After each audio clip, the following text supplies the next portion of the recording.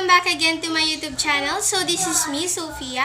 So for today's video is tuturuan ko kayo kung paano mag-submit ng output nyo sa Google Classroom. So kung gusto nyong matutunan, just keep on watching! Hi guys! So ngayon nandito na tayo sa ating screen ng phone. So ito guys yung Google Classroom ko. So bago kayo yan, syempre kailangan nyo makapag-download ng Google Classroom. So first, i-click nyo lang tong Google Classroom nyo.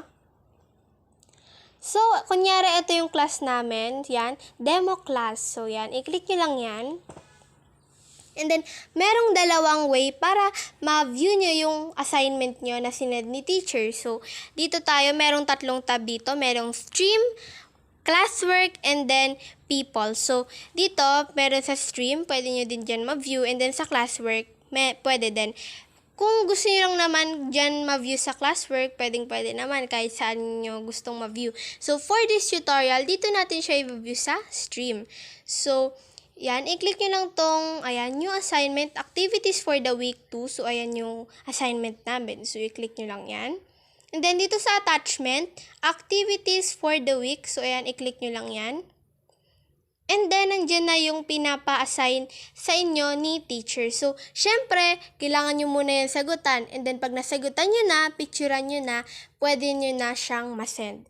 And then, dito nga pala guys, sa add class comment, dyan guys, public nyo yan guys, pwede kayong mag-text kay teacher na makita din naman ng mga kaklase nyo. Pero guys, kung gusto nyong private comment lang, si teacher lang ang makakakita, itaas nyo lang to.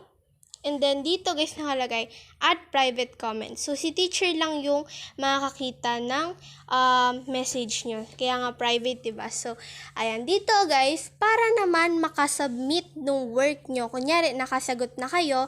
And then, pinicturean nyo na. Syempre, isasubmit nyo na sa kanya. So, itaas nyo lang to. And then, nakikita nyo guys dito yung your work. So, i-click nyo, dito para sa baba ng your work, i-click nyo lang tong add attachment. And then, click file. And then, yan, ano nyo na guys yung picture na isi-send nyo kay teacher. So, eto, kunyari, ayan.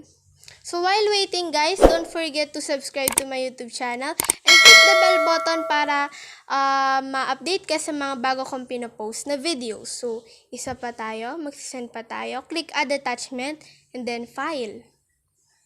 And then, magsisend ulit tayo. Yan.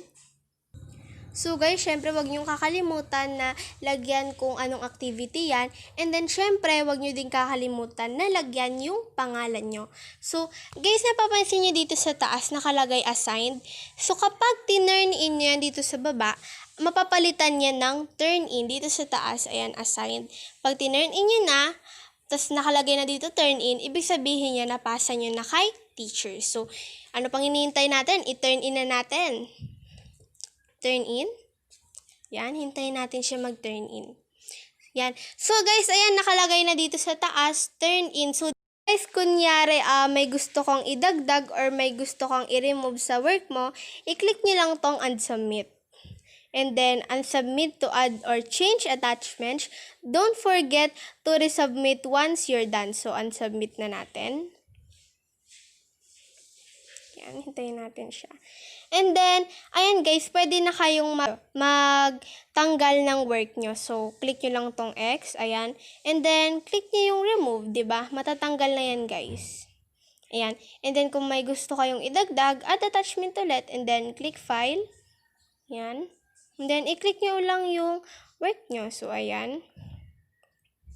Na gusto nyo ulit idagdag.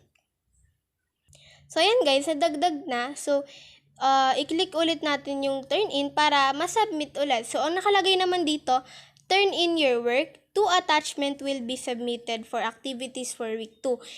May napapansin kayo guys dito, ang nakalagay, resubmit. So, kanina nakalagay turn in. So, dahil na-unsubmit natin, nakalagay resubmit. So, resubmit natin. Kasi na-unsubmit natin guys kanina. So, hintayin lang natin. So, ayan ulit guys, na-submit ulit natin. So, ganun lang guys kadali ang magpasa ng output sa Google Classroom.